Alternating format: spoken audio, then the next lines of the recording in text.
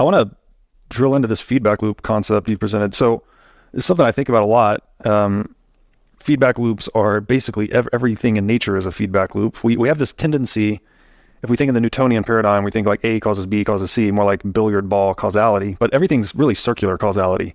It's like for every action, there's an equal and opposite reaction.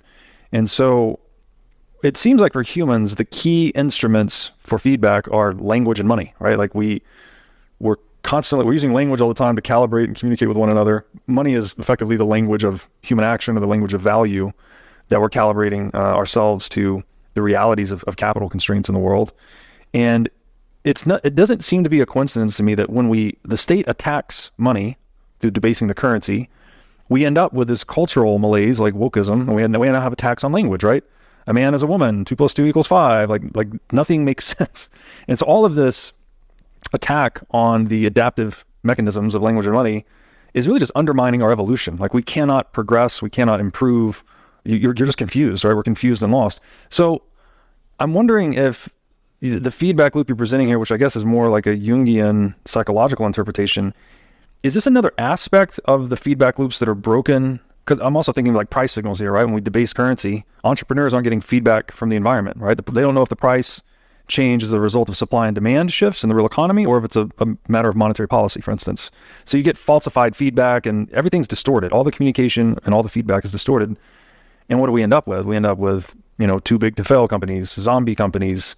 There's a funny chart, actually. The guest I mentioned earlier, John Vervaeke, he wrote a book on zombie mythology.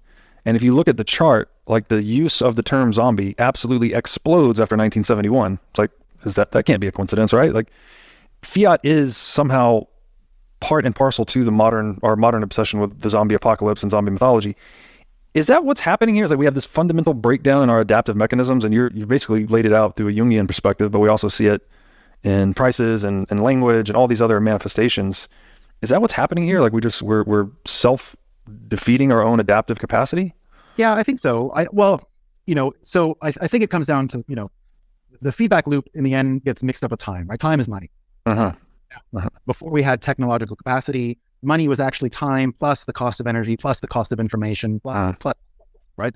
Over time, we've gotten rid of those pluses, right? Well, the cost of information now with the internet way down, right? Uh-huh. We should have got the cost of energy out of the way. We should have got the cost of energy out of the way. But as this loop, as this psychological engine tries to perpetuate forward, it can't actually create commercial agreements, strong commercial relationships between partners, right? Uh-huh. Everything sort of starts to get confused and erratic. And then you start inviting in the dopamine dealers. Uh-huh. And that's the time preference thing that I always talk about on my show, and that I think probably comes up regularly on your show. And I think that Saifedean has done such tremendous work in bringing up that rich history of understanding of time preference from the Austrian school. And the time preference thing, Austrians would agree with this psychological assessment. They say it's not numbers or anything like that. It is really about the psychological conditions that go into this. It's not we're talking about numbers, but there's no math involved. That's Uh-huh. the problem. People who deal with money continue to teach it as if it's this quantifiable thing you can see on a spreadsheet, and because there's numbers, math is useful. Math is not useful here. It's not even close to useful. Huh. Not in the realm of math at all. We are completely in the realm of psychology. And when there is no feedback loop, what you end up becoming, zombie is one way to put it. Animalistic is another way to put it, right? Uh-huh. You're dealing with the pornography, really, Uh-huh. entire system. Wall Street is a porno. They de-risked it. There is Uh-huh. no more risk in it. And Bitcoiners offer the real thing. And guess what happens in the real fucking, pardon Uh-huh. me. It's all good. It's risky, man. It's risky. Yeah. Bitcoin is about to teach a system that thinks finance is a porno, is a risk-free environment, what it's like to get fucked for real. And it's not. Yeah. So they've de-risked Wall Street. They've taken out the actual sexual energy out of it. It's reward. You're saying that like Wall Street is able to obtain rewards without taking real risk through the fiat printer, right? Yeah. And then the trickle down is you get the media who is just offering outrage day after day, is just offering the ability to be self-righteous, the ability to think you're better, the ability to think you have it figured out. It's offering all of these kind of assurances. It's offering a perpetual itch and a scratcher. And people just itching and scratching. Now, that's why the psychological engine makes so much sense. We have real zombies in San Francisco. These people who are doing this shit all day. Right. Yeah, for sure. Broken brain. You're looking at someone who is addicted to, their brain has been overheated. it has blown a gasket and require foreign substances just to be at a baseline, just to go forward. And if it's not those, right, if it's not the drug addicts, the dopamine dealers, I call the mainstream media absolute drug dealers. They're drug dealers.